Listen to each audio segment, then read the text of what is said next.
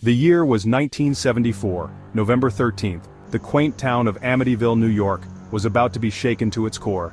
Inside 112 Ocean Avenue, a family slept, unaware of the horror that awaited them. Ronald DeFeo Jr., armed with a .35 caliber rifle, moved through the house like a phantom. His targets, his own family. One by one, they became victims in their beds. The massacre was brutal, cold-blooded. The following morning, the town was paralyzed by fear and disbelief. Ronald Jr. was apprehended, his tale a chilling confession of patricide. He claimed voices in the house had driven him to kill. The house, once a symbol of suburban comfort, was now draped in a shroud of evil. Its very foundation seemed to vibrate with the echoes of the unspeakable. The murders at 112 Ocean Avenue were not just a family tragedy, they were a prelude.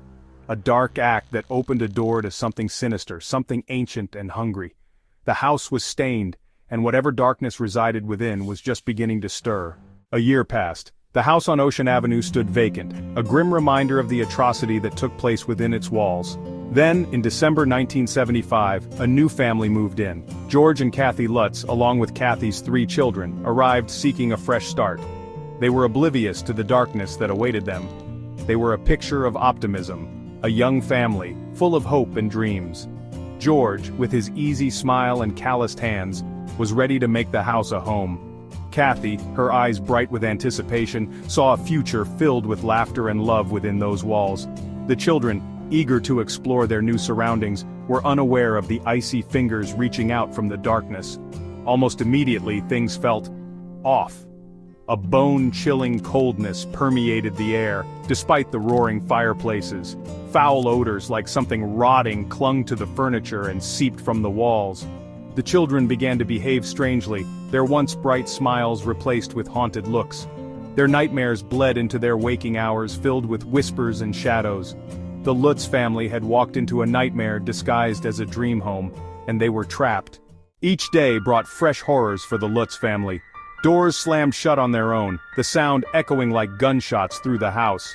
Disembodied voices whispered their names in the dead of night, urging them to join the darkness.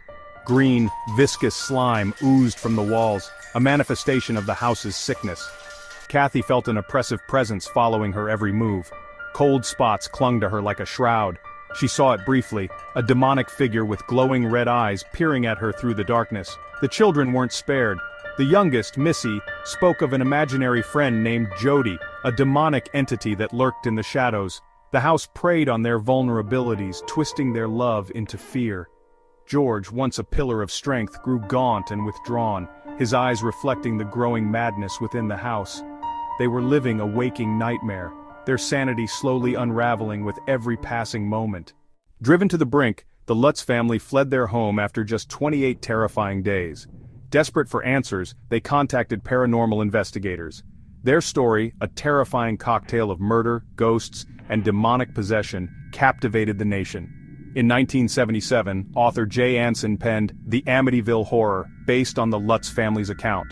The book was an instant sensation, rocketing to the top of bestseller lists and cementing the house's place in American haunted lore.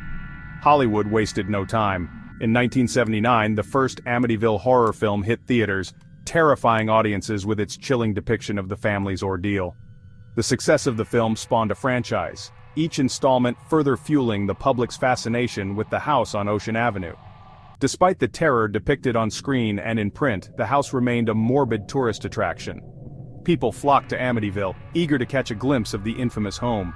The legend of the Amityville Horror had transcended mere ghost story. It had become a cultural phenomenon, a terrifying reminder that evil can lurk in the most unexpected places.